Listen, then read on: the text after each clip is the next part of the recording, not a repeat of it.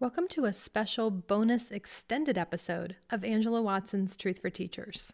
I'm your host, Angela Watson, and I'm here to speak life, encouragement, and truth into the minds and hearts of educators and get you energized for the new year ahead.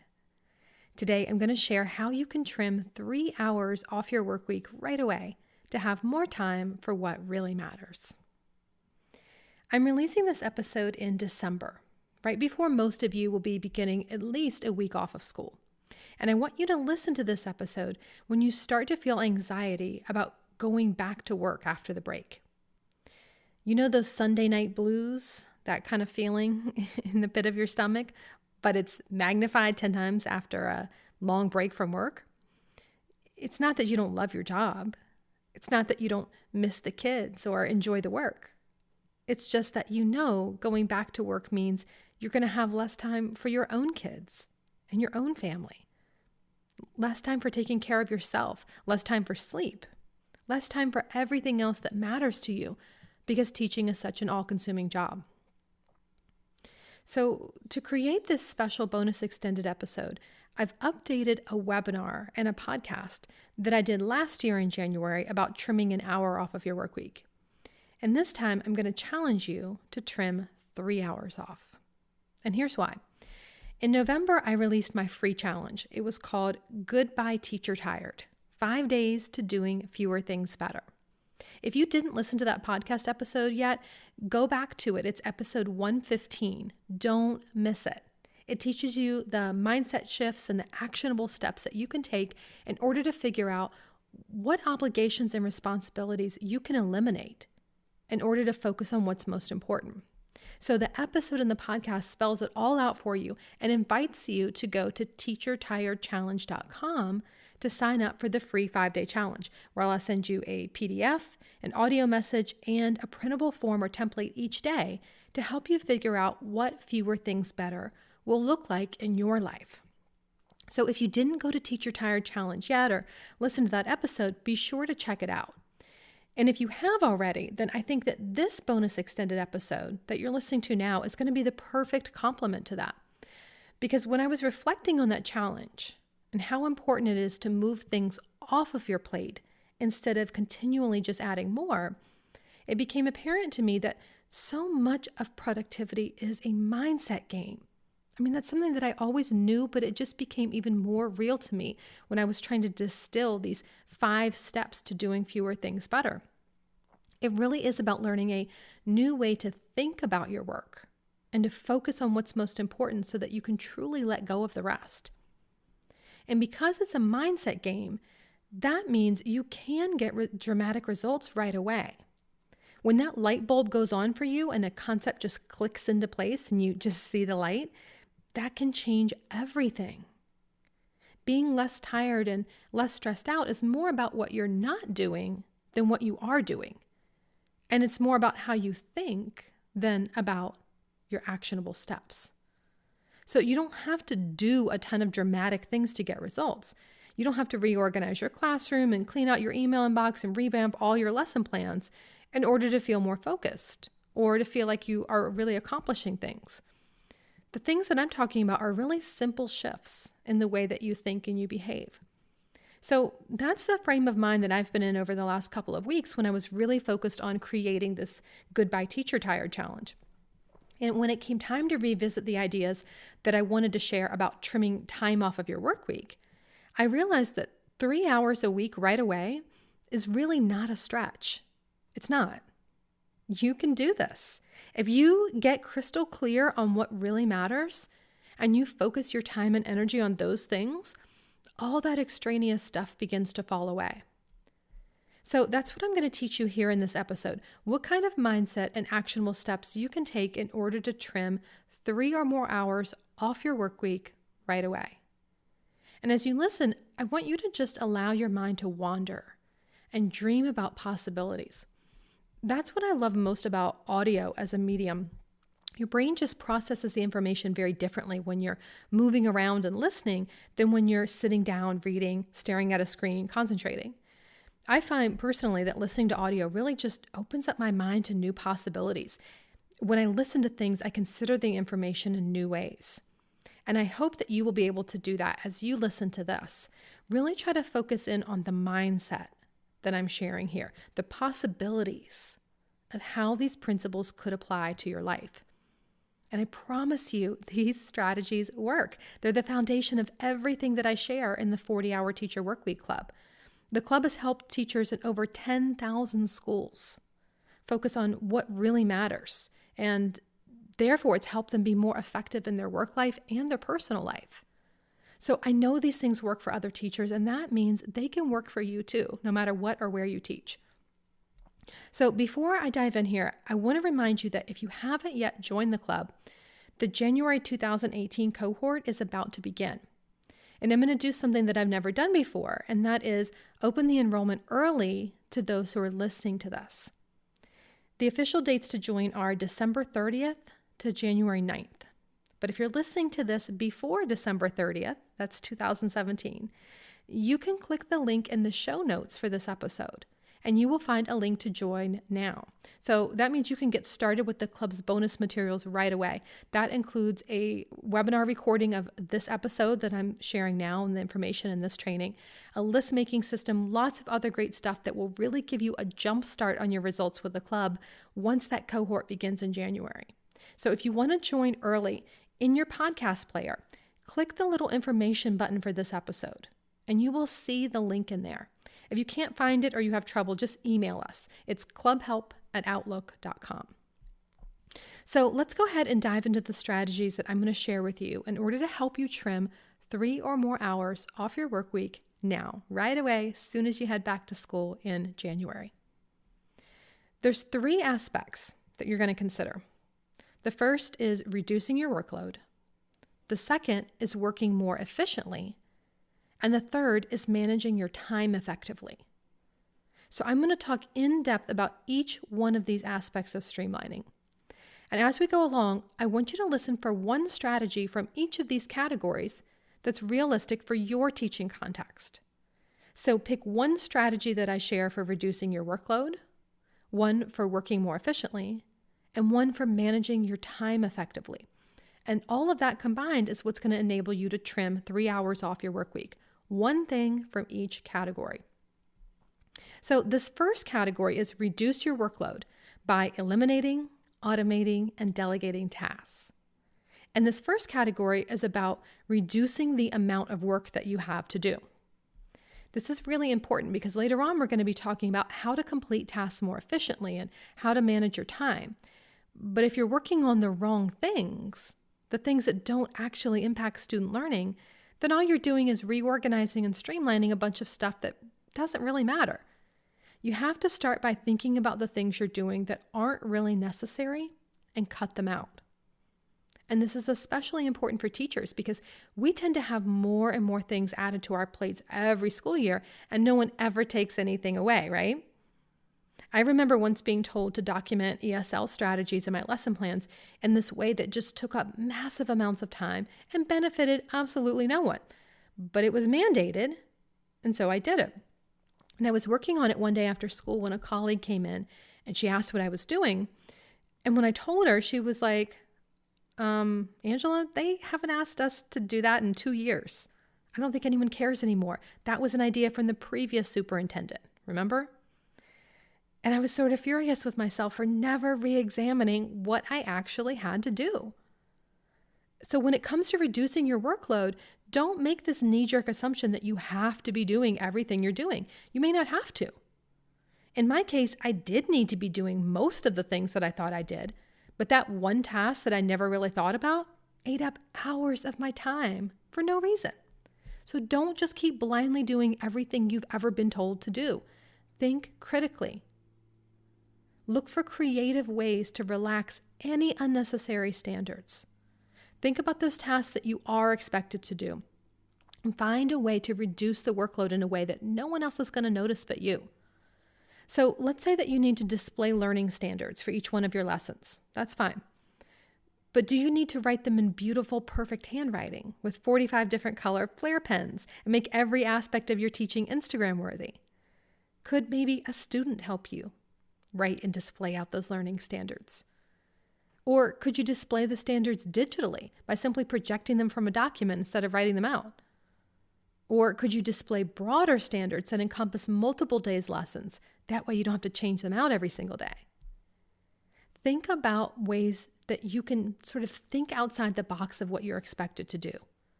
A lot of times we create more work for ourselves by making tasks overly complicated and spending time and energy on things that aren't necessary.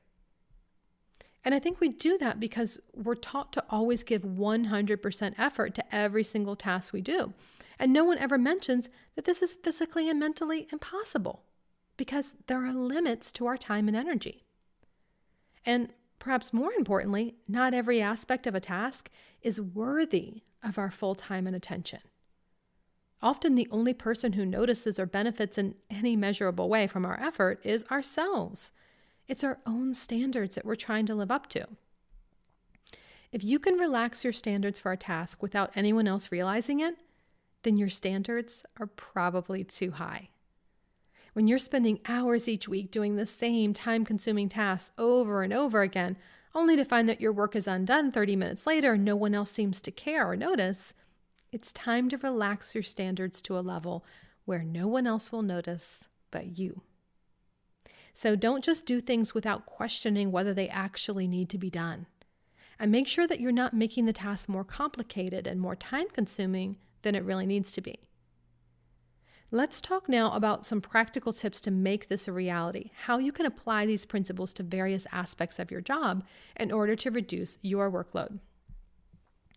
One of the biggest demands on your time is probably lesson planning. And you can reduce that workload by avoiding over-planning. If you know that you never have time to do every single practice activity that you have planned, then plan less. Don't try to cram every second of students' day with more worksheets, more tasks, more practice activities, more projects than you know you'll ever have time for. That's just going to create unnecessary stress, and it's going to make you and your students feel constantly rushed. Instead, ask yourself, what is the best and highest use of my class time? When you find that field trips and assemblies and absences and all these other distractions have pushed you weeks behind in your pacing guide or your curriculum map, it's probably not a good idea to just continue working methodically through all your lessons day by day. You'll just spend every day of the school year frustrated and stressed out because you didn't get to everything and you're weeks behind. Remember that you will never have time for everything that you want and need to do with students. So don't just start at the beginning of your lesson plans each day and keep going until you run out of time.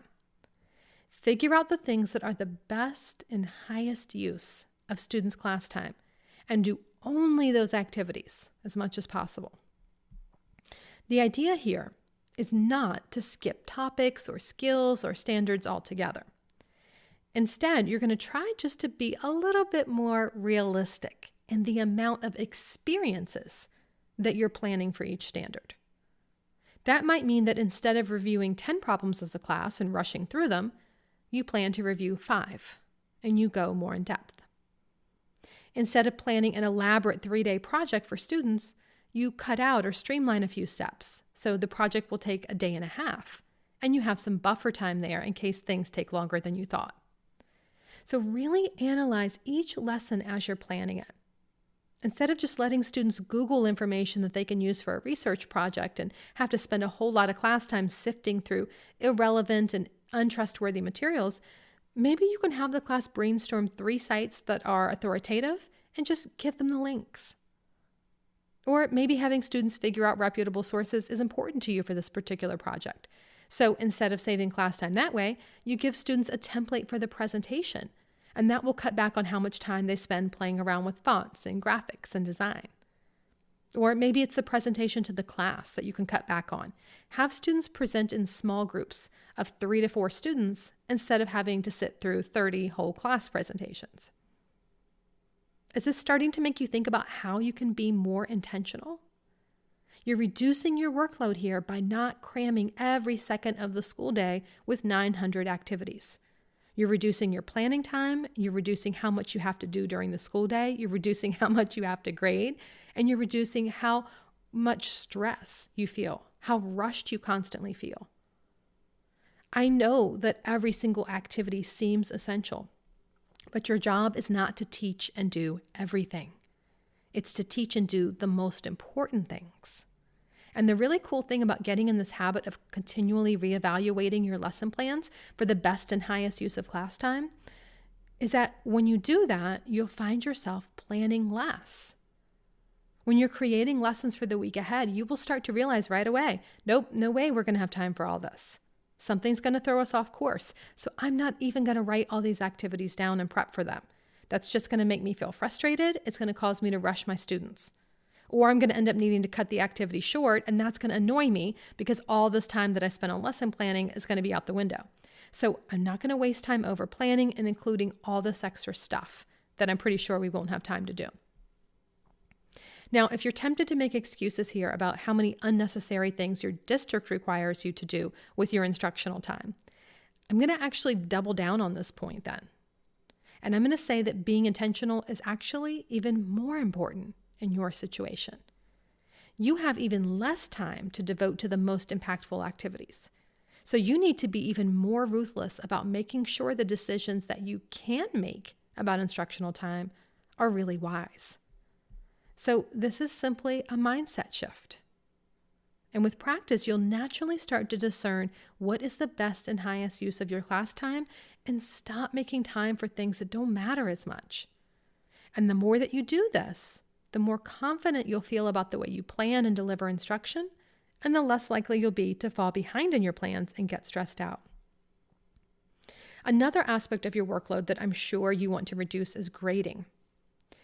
It's very important to understand that you do not need to assign a formal grade to every single task that your students do.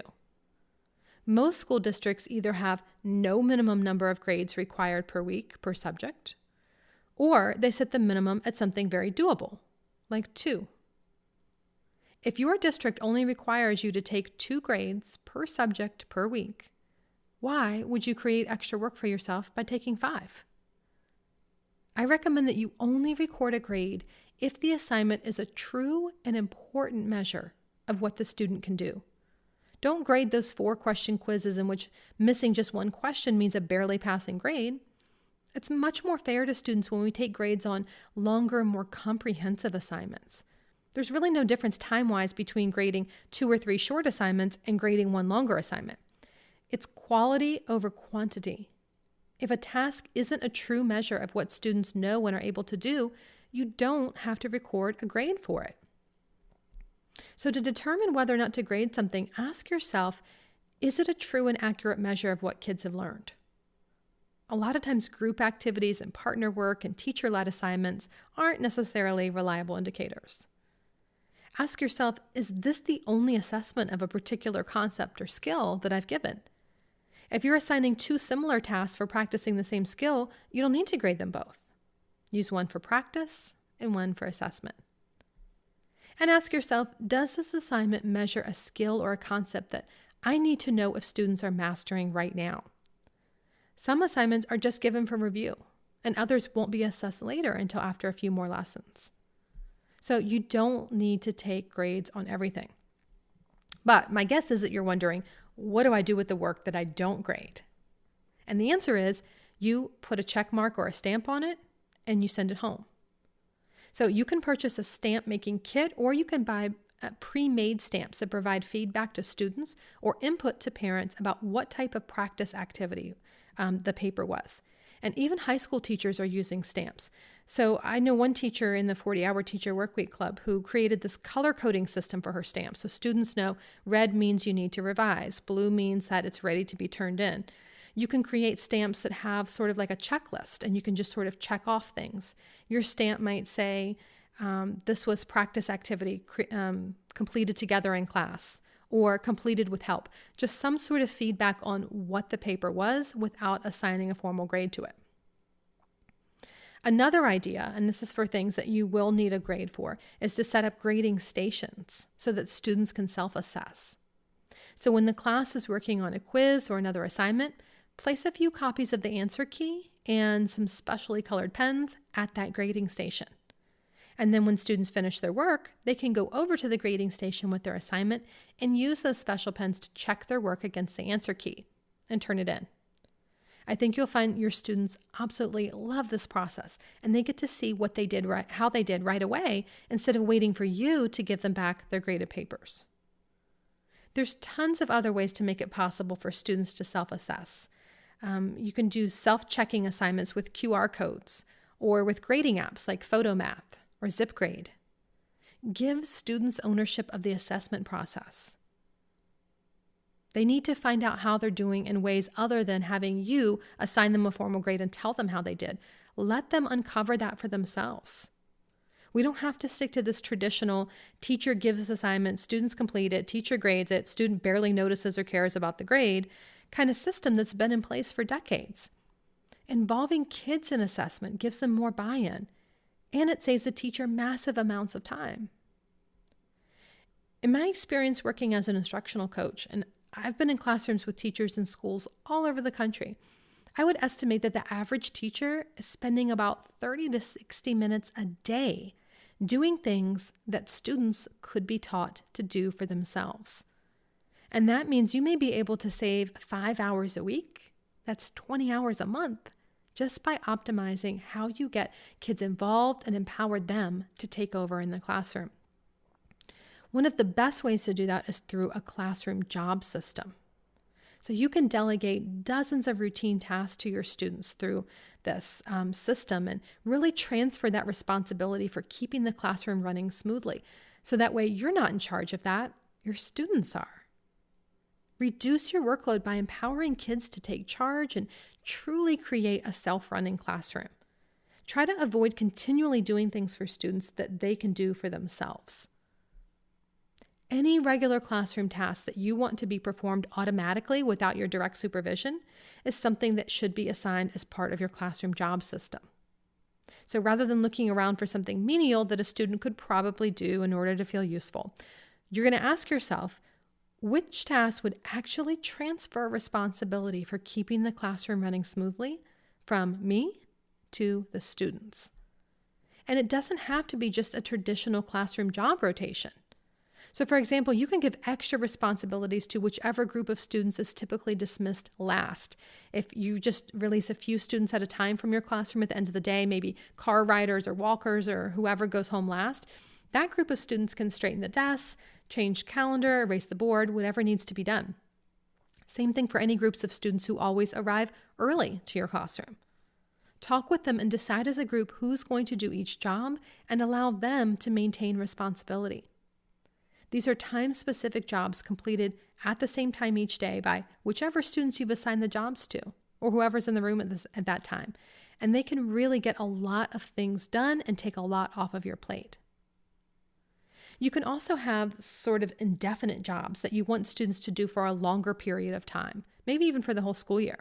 So these jobs aren't done by whoever's in the classroom at that specific time, but are done by students who are exceptionally skilled at those jobs.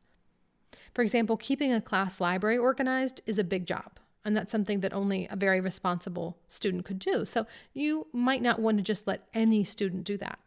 Show students a list of things that need to be done in the classroom and tell them you're going to choose students who demonstrate specific qualities that are needed for each job. A lot of teachers, particularly at the upper elementary and secondary level, have kids fill out job applications and they apply for the positions that they want and explain why they think they're right for the job. So designating some sort of job system is really critical for every classroom, but I think it's particularly important for middle and high school teachers who have so many students in class periods that, a traditional classroom job system where the kids rotate through jobs wouldn't work.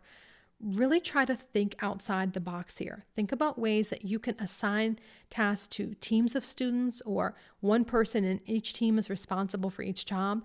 Just think about ways that you can delegate to kids and really empower them to take over.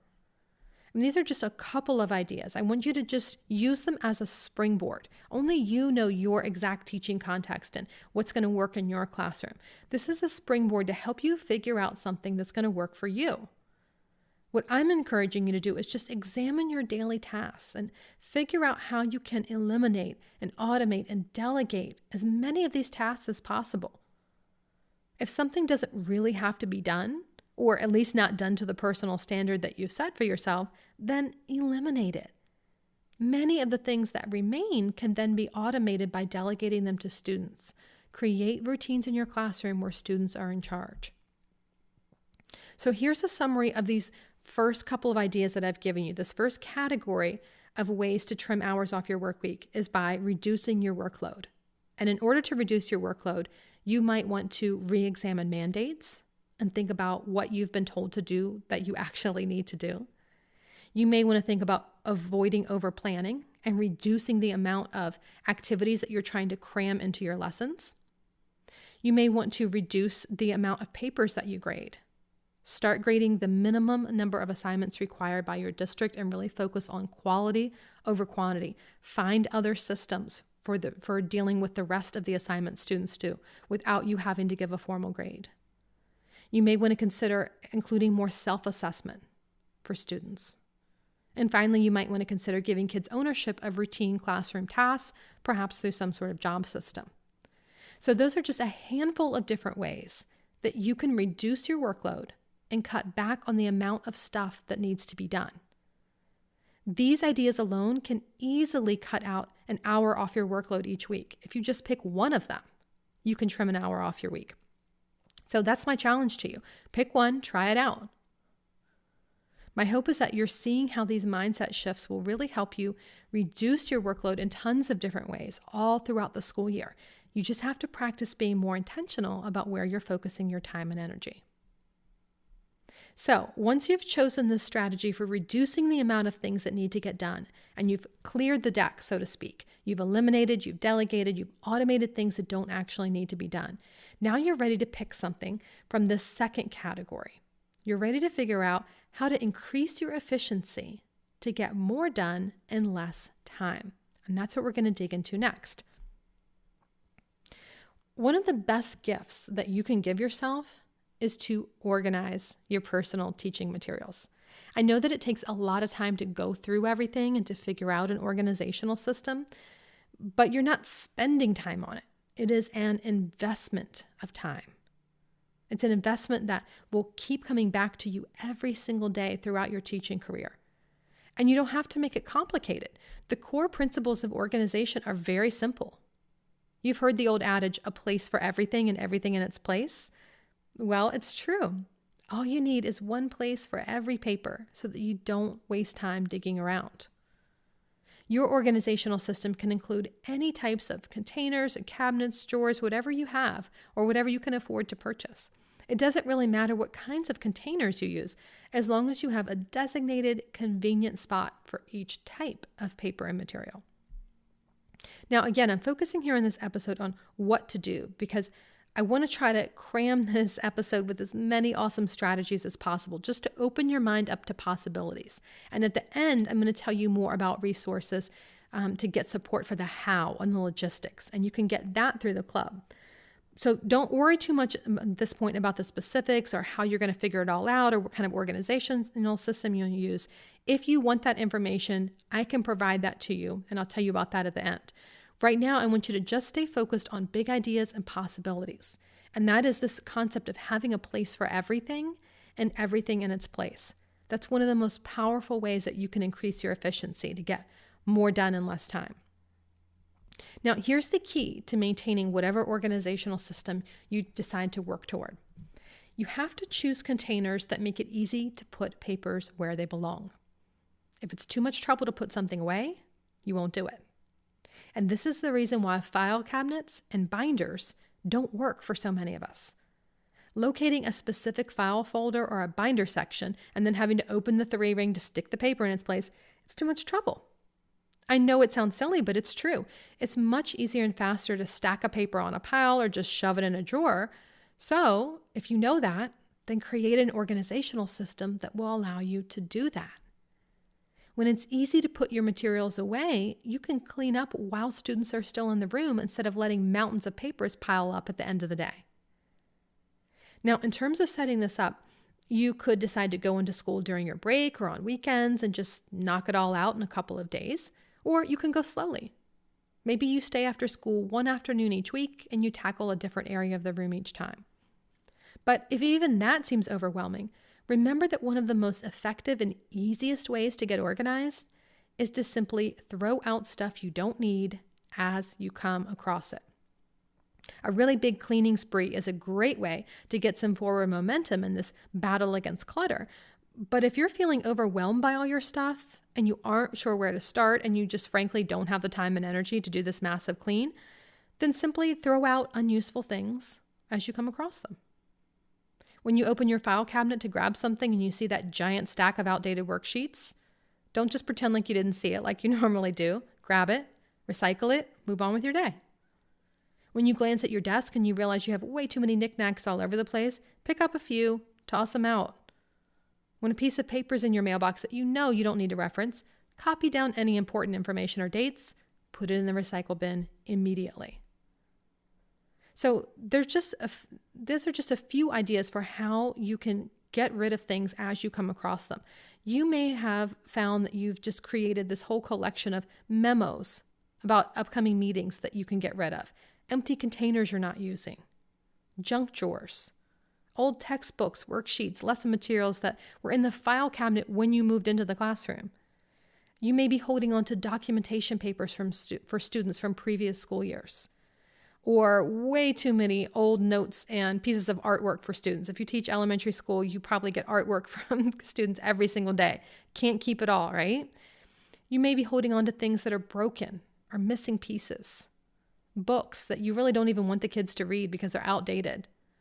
Multiple copies of papers. Personal effects that you don't use or enjoy looking at. Think about possibilities. Think about things that you are holding on to that really don't belong in your classroom. You see, if you want to work more efficiently, you have to get rid of the stuff that is muddling the waters, that's distracting you, that's creating more work for you as you have to sift through it. You don't need to hang on to empty detergent boxes when you have no idea how you're going to use them. You don't need to hang on to every drawing or note that a student's ever given you. Remove the unnecessary so that the necessary can speak. You have to decide that you want to be surrounded by things that you love, things that are clean and useful or nice to look at, things that genuinely help students learn. And you have to decide that you don't want those precious things to be obscured by all that other junk. So learn to shift your approach from, can I possibly use this someday, and therefore I need to hang on to it, to how likely is it that I will need this one day in order to teach well? And if I really need this one day, will I be able to get it or get something similar to it again? You see, the foundation of your classroom is your energy and your enthusiasm and your know-how. It's not your stuff. When you realize the impact that a cluttered, disorganized workspace has on you, you're going to feel good about clearing away the things that drain your energy and enthusiasm. You'll be ready to let go of stuff that you don't need in order to make room for the space for the things that you do need.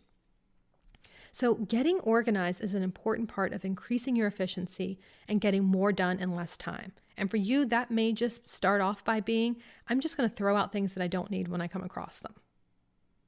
Another mindset shift and another new way of approaching your work is to practice being okay with good enough. That's very important when we're talking about how to increase your efficiency.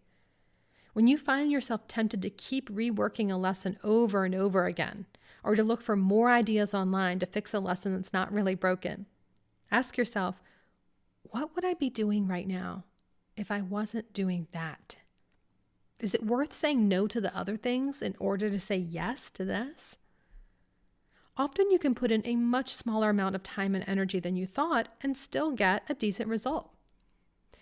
In the business and marketing world, people often talk about the MVP, the minimum viable product.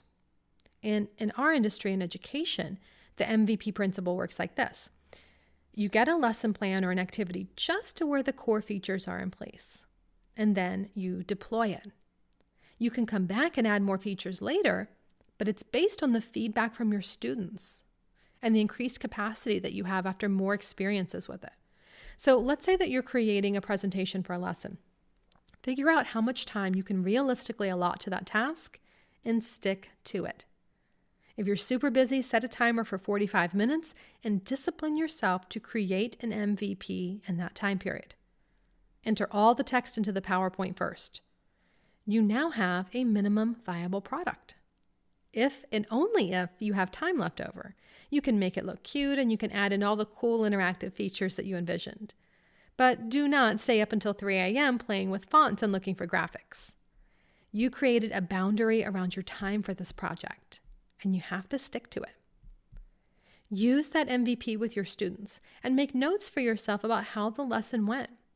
You'll probably realize that you needed to switch things around and add more information and so on, and that a lot of the awesome ideas you had for making that presentation incredible were either unnecessary or just different from what your students actually needed. These are things you never will figure out if you don't take the leap and use that minimum viable product. So congratulate yourself on not wasting hours trying to get things perfect before you implement them. It's not going to be perfect until you've tried it with your kids and you've learned from what works and what doesn't. So you see, a minimum viable product is not a minimal product. It's recognizing that you're going to have to iterate and revise later on anyway. So there's no point in trying to guess exactly what's needed ahead of time and make something perfect right up front. Before you use that lesson again with another class, you can set aside another realistic time period for improving it. And over time, the presentation will become amazing. You'll be able to copy existing text and design settings from that presentation to make more, and that means that each new lesson you create will be better than the last, and you'll be able to make them faster. But it all starts with that minimum viable product. Your work is not going to be perfect at first, and that has to be okay with you. First, make it work, then make it work better. Be okay with good enough for now. So when we're talking about increasing your efficiency here, we've discussed the importance of getting organized and getting rid of all that clutter, and we've talked about creating MVPs. A final principle for working more efficiently here is to batch your tasks as much as possible. So batching refers to grouping similar things together and doing them all at once. So for example, you might photocopy all your lesson materials for the week in one trip to the office instead of going down daily. Or searching online for all your activities for the month instead of waiting for the night before you teach each one, and then having to ignore all the great stuff you're finding for other lessons because you haven't planned that far ahead yet. Batching might mean for you to make all your parent phone calls in a single afternoon instead of calling a few a day and feeling like you spend every afternoon on the phone. Or it might mean blocking off 2 afternoons each week for grading all your papers instead of working on it 7 days a week. Or it might mean setting aside specific times to look at and answer email instead of checking and answering all the messages one by one all day long. When you're responding one by one all day long, you're going to feel like your life is ruled by email and that's all you ever do. So turn off notifications on your phone and look in your inbox when it's convenient for you. Sit down and answer them all at once. And as a little time-saving tip for email, since I know that's one of the main inefficiencies that many of us struggle with, my suggestion is that when you open your work or your personal email inbox, be prepared to handle every message you see immediately by either responding and filing it in an appropriate folder or putting it in a to-do folder. That way you're not looking at the same messages over and over, and you're not constantly reminded of all the unanswered email every time you open your inbox. That's really depressing and demotivating, right? This habit of doing something with every email the first time you see it will train you to associate checking email with work instead of as a way to get this quick hit of satisfaction as you see what's new. So don't allow yourself to check email just to see if anything interesting or important is there. When you look at your inbox, you must be prepared to empty it. And that process should only happen a couple times a day at most. So here's how it works. If you can respond in 2 minutes or less, answer the email now, put the message in a done folder. If the response or the task that you need to complete in order to respond will take longer than 2 minutes, put it in your to-do folder. And it's as simple as that. You'll get to inbox 0, an empty inbox every single day. So my to-do folder gets emptied every Wednesday and every Sunday. Those are the days that I set aside a longer block of time to make sure that I have gone through all my email from the previous week. So with this system, my email inbox is emptied completely a few times a day, and my to-do folder is emptied every couple of days so that all the emails have been processed and moved off my plate by the end of the week.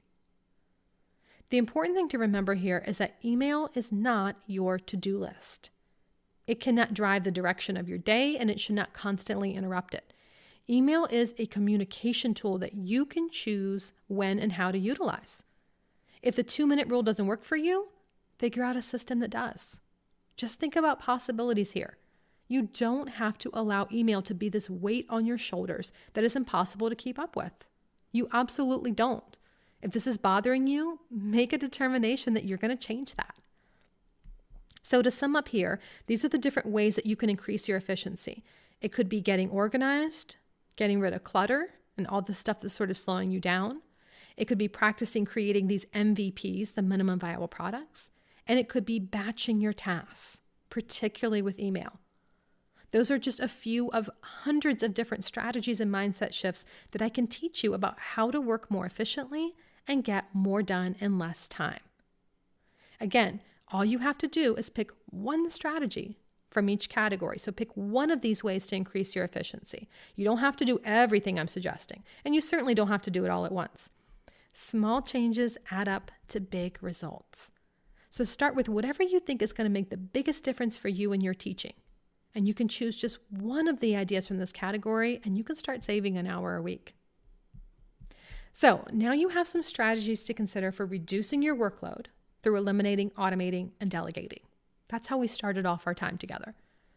Then I shared some ideas for increasing your efficiency and getting more done in less time.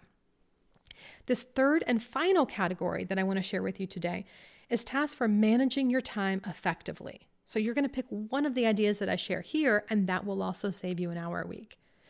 This portion is about creating a schedule for yourself and knowing how to prioritize tasks.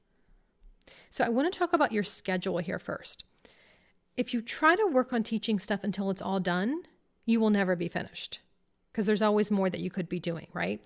So what you have to do is figure out how much time you can allot to the job. Decide how you will allot your hours throughout the week. So you can be flexible with this. You can adapt your schedule every week according to the demands at school and what's happening in your personal life. But you need to have a clear plan for how you're going to use your time. Have a schedule for that week, how you're going to be allocating your hours. So maybe you'll go to school 2 hours early every day and then leave when the students leave and take no work home. Maybe you'll work 9 hours on Monday and Wednesday and 8 hours on Tuesday, Thursday, Friday. Maybe you'll want to stay 1 hour late every day and then work from home from 8 to 10 p.m. 3 days a week. Maybe you want to work only contractual hours from Monday to Friday and then work from 7 a.m. to 1 p.m. on Saturday. Maybe you'll arrive an hour early every weekday morning and stay 3 hours late just 1 day a week to prepare for the coming week. Or maybe you'll work for 3 hours every Monday evening and stay late 1 hour Tuesday, Friday. There's lots of different ways to do this. Figure out what's going to work for you, your lifestyle, your family, your other obligations. And remember, it's not set in stone for every single week. It doesn't really matter how you do it. What matters is that you have a plan and you have boundaries so that you don't end up working 15-hour days every single day. As you think about a schedule that's right for you, I want you to consider when you personally are most productive. So for example, I don't like to work late at night because it makes it hard for me to sleep. I'm also a lot fresher in the morning. I feel like I can focus better then. So I try to schedule my main thing, my most important tasks for the day as early as I can. Think about your body rhythms. If you schedule the most difficult work for times when you're at your peak, that work will go much faster and the quality of the work will be a lot better because it's likely that you'll be able to get yourself into a state of flow. It's also going to feel less stressful to you. There's nothing worse than forcing yourself to do something at a time when you're just not able to concentrate on it. So pay attention to your own needs, your peak times, your low times. And that comes to the low times of day, low times of the week, low times of the month, low times of the year. Pay attention and be gentle on yourself. Show yourself grace. Don't expect yourself to work like a machine 24/7. Be aware of the times that you're most likely to be energetic and focused, and plan to do your most challenging tasks then, whenever possible.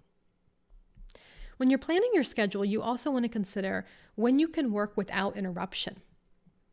When I was teaching, I preferred to get to school early so I could work in my classroom with the door locked and the overhead lights off. I knew no one would interrupt me.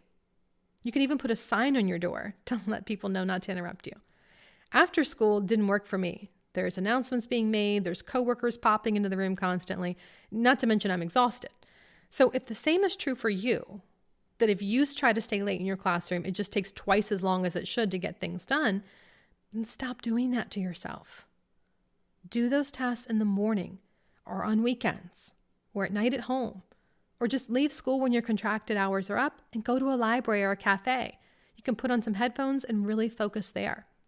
Figure out what is best for you to work without interruption. It's very important to set limits on how much time you're going to be spending on particular tasks. Working with a timer, I found, is a really great strategy. So decide that you're going to set aside, let's say, 7 to 9 p.m. on Sunday night for lesson planning or for grading. Even smaller blocks of time can be powerful when you're really focused on them. Can you maybe squeeze in 30 minutes while your little one naps? Can you squeeze in 20 minutes before the family wakes up and another 20 after they go to bed? Figure out what's going to make a dent in your workload in order to make the next day go more smoothly, and just do that amount. Never write off a block of time because you think it's too short to finish anything. I think you'll find that 20 minutes here and 15 minutes there really adds up quickly. So have small, minor tasks written down on a list and just jump in whenever you can. I find that I'm actually more efficient when I know I only have a couple minutes to finish a task because it forces me to concentrate and not waste time. And as an aside here, do avoid multitasking. I challenge you to be fully present in your work and then fully present in your home and personal life. If you're trying to grade papers in the family room with the TV on and there's 5 other people in the room, it's going to take you forever to get it done. And you're probably either going to feel guilty for ignoring your family or snap at them constantly when they interrupt you. Multitasking is not this great productivity strategy that everyone thought it was in the 90s. It turns out our brains don't really work like that. You just end up doing 2 things poorly.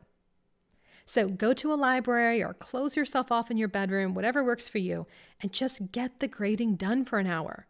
And then come back out and transition into home mode. Knowing that you have set this limit on how long you're going to work will keep you focused and you'll get a lot more done in less time. So once you know when you're working, consider what you're going to be working on during each time period. Have these designated times when you grade, designated times for lesson planning, designated times for email, and so on. And this will keep you from feeling like you have this mile-long to-do list and everything is urgent and you don't know where to start.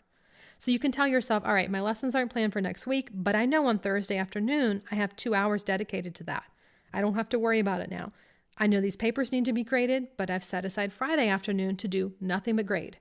So I don't feel pressure right now to do everything. I know it's going to get done, and it's going to get done at the appropriate time. You can even put time in your schedule for responding to students' parents. You don't have to make yourself available to families 24/7. Just because they email you at 11 p.m. doesn't mean that they expect a response right then, or that you should train them to expect a response right then. You can set up office hours. These are times in which you will respond to parents' emails and voicemails and so on, and restrict your communication with them to that time. Most parents will be absolutely fine with you making your students your number one priority during the school day, as long as you tell them that's why you're not checking email constantly, and as long as you let them know the time of day that you do plan to respond to their messages. So have a schedule for yourself that's based on your peak performance times and when you're not as likely to be interrupted, and have designated tasks to complete during those times so you're not trying to figure out what you should be doing. Write the schedule down and write down those tasks. You want to have a really good list-making system that is going to allow you to prioritize things. You want to know what you're going to be working on in each specific slot, and that way you don't have to hold everything in your mind because that's too stressful. Write everything down, and then when it's time to work, you'll already know, okay, before school, I'm doing these 3 things. During my planning period, these 4 things. After school, these 3 things. And that's it. Don't make the mistake that a lot of people make, and that is to think that list making is about doing every single item on your list. If you get through the whole day or the whole list, then your day is a success. If you don't, your day is a failure. That's not true. The purpose of the list is to help you be intentional with your time and understand where the time is going. That's going to require constant readjusting throughout the day. And that's what truly productive people do. They don't write everything down and stick to the list no matter what. By midday, some things on the list are not going to seem that important after all in comparison to other things that have popped up. So to be truly productive, you need to be constantly reanalyzing what's on your list. Move less important things back for another day or for later, and don't try to attend to the interruption and all the planned tasks. That's only going to frustrate you. Remember, the list doesn't control you. You control the list. It's just there to help you be intentional. Remember that every time you say yes to one thing, you are saying no to something else. If you were saying yes to getting sucked into a TV show that you don't even like, but you're just procrastinating, then you're saying no to getting your work done and being able to truly relax afterward. Every yes means a no to something else, and you can't say yes to all the things. You have to be intentional about reducing your workload and doing the things that are most important. And you have to be intentional about managing your time. So to sum up the strategies that I just shared for helping you to manage your time effectively, they are setting a schedule for schoolwork and setting limits for how long you're going to work and when. They are aiming for small blocks of highly focused work time and using prioritized to-do lists so you know what you're going to be working on during each block of time. And finally, continually reevaluating your priorities. Once again, I challenge you to just pick one of the strategies from this category, one strategy to focus on for managing your time. Maybe just setting a schedule and limits would really make a difference for you right now. Or maybe utilizing those small blocks of time instead of wasting them would help. Or maybe you need a good list system, or to practice reevaluating tasks instead of trying to do everything you planned and feeling guilty when you don't. Think about what's going to work for you. Now, I've given you a lot of information here. And if you find this overwhelming and you don't know where to start, I want you to pick just one strategy or one mindset shift that I've shared today to begin freeing up an hour a week. Maybe choose a category that you think represents the biggest drain on your time and focus on just that. If you want to go big and save 3 hours a week, try focusing on one strategy from each of those 3 categories. But I hope just from the type of ideas you've shared that you can see how easy this can really be.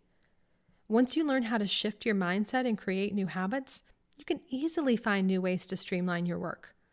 You can totally do this. Change is possible for you. So with this episode, you're just sort of getting your toes wet. This is just an overview of a few things that you can do. And the operative word there really is do. I want you to think about what you know but need to consistently do, because that's the real question. Maybe you already knew a lot of these things that I shared before you even listened to this episode, but the question is, are you doing them? Are you regularly implementing the practices that you know will give you better work-life balance? See, knowing is not the same as doing. It's only the first step. You have to take action, and you have to do it on a continuous and consistent basis in order to get real results. And that's where a lot of us drop the ball. Most of us know we should eat healthy, we should exercise, we should get a good night's sleep, we should manage our time better. But what we don't know is how to follow through with that and how to make those habits a reality in our lives. I want you to walk away from this episode feeling like you have a plan for creating those new habits. I want you to know exactly where you're going to start and to feel more confident about your ability to keep following through even when life gets busy and hectic. So you could decide to just do this on your own. I've really given you more than enough information for you to feel energized and inspired and ready to start trimming those hours off your work week. But if you want to, you can let me do the hard work of figuring out the system for you. And I can show you step by step exactly how to do these things that I've outlined here, how to streamline, how to simplify every aspect of your work. You can utilize the years of research that I've done and all my experience mentoring thousands of teachers on productivity, and let me provide the support you need to finally get out of survival mode and enjoy your life a whole lot more. I mentioned at the beginning of our time together that the system that I've created to help teachers who want more support is called the 40-Hour Teacher Workweek Club.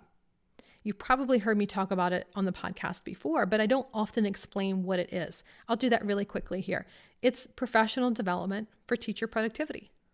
It's fun, and it's already helped thousands of teachers all over the world. I created the club to help you permanently trim 10 or more hours off your work week. So you, as a club member, pick your target number of hours to work each week. You pick your own number that is realistic for you, and you adjust it each week based on the demands on your time. So you'll start by reducing your work hours just by 3 to 5. You can start with 3 if you want to be conservative, 5 if you want to go big during that month of January. And then you can slowly shave off more time throughout 2018 as you learn the new strategies. But this is the piece that I don't want you to miss. Even though I guarantee that the club will help you work fewer hours, it's a literal money-back guarantee, working fewer hours is really not the real goal for most people who join. Even productivity itself isn't usually the goal. We're not just trying to do more in less time for the sake of getting things done. Productivity is the means to the goal. It's a way to get back to your why, to have time for your health, your family, your friends, the other things that matter to you. If you had an extra 2 hours a day, what could you do with it? The average teacher who joins the club is working 62 hours a week. And by the time she or he completes the program, their average work week is 51. Think about how you could take better care of yourself if you had an extra 11 hours a week. That's like 500 hours a year. How much more time would you have with your family and your friends? How much less exhausted would you be? That's the real goal, right? Productivity is just the means to the goal. So the club is designed to be this workable system so that you aren't feeling like you're trying to reinvent the wheel. You don't have to try to figure this all out on your own. If you want more than just the what, if you want teacher-tested strategies and support and accountability, and you want it to be something that you can maintain, like permanent lifestyle changes, that's what the club is designed to do. And it works no matter how busy you are or how skeptical you are that there's really that many things you can do which will make a difference. The club is open to new members twice a year. So there's a July cohort and a January cohort. It's sort of like a course. There's this defined starting and ending time. And each month we focus on just one thing at a time.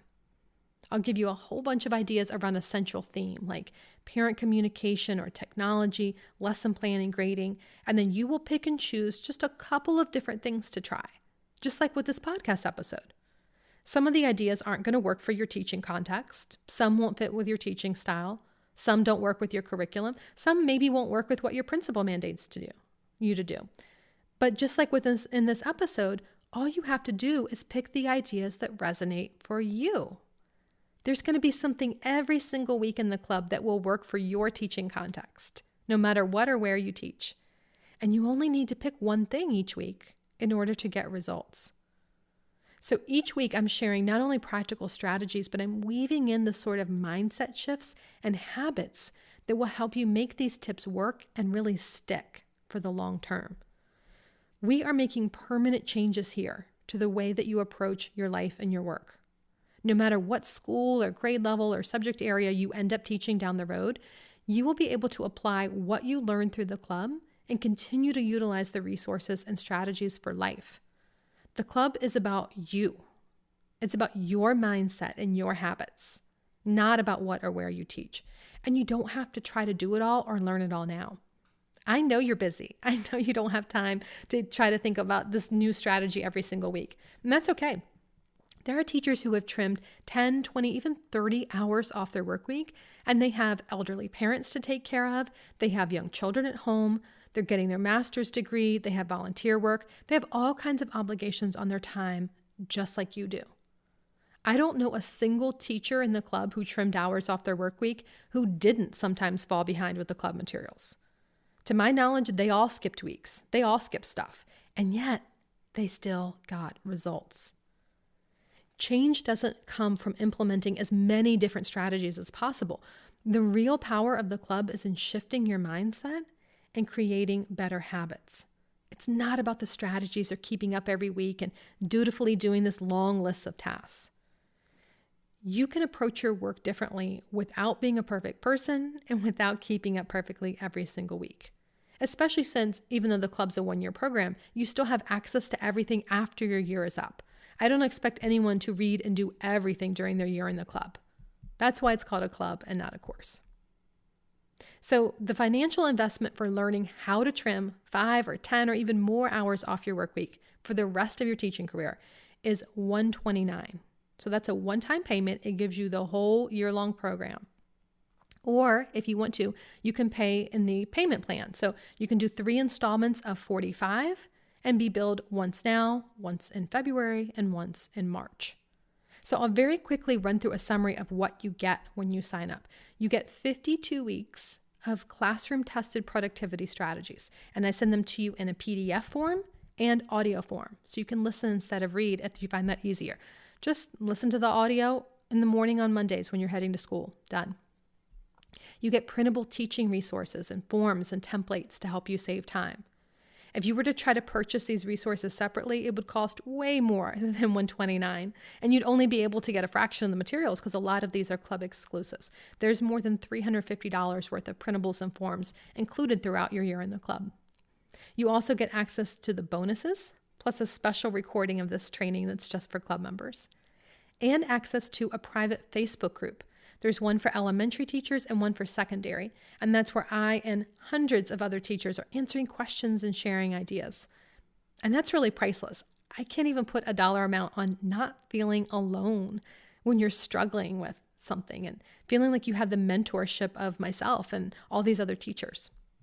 You also get a professional development certificate at the end of the year that will document your participation in the club. So it's $129. That's indefinite access to all the club materials and the Facebook group for years to come. So you can come back and reference them anytime.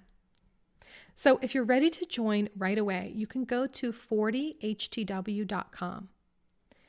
It's very important to remember that the club is only open twice a year.